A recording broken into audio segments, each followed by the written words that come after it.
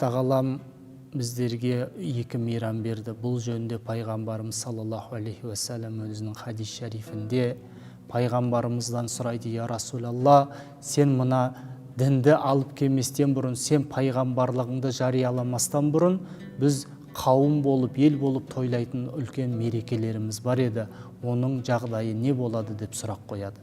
Сонда пайғамбар алейхиссалам: алла тағала сендерге одан да хайырлы, одан да жақсы екі мейрам нәсіп етті дейді. Оның біріншісі ораза айты, екіншісі құрбан айт екен. Айт деген жалпы мейрам, қуаныш деген мағынаны береді екен. Сондықтан да бұл айт күндерінде мұсылман адамы өзінің жақсы киімін киіп, ғұсылын алып, ер адамдар мешітке айт намазын оқуға барады.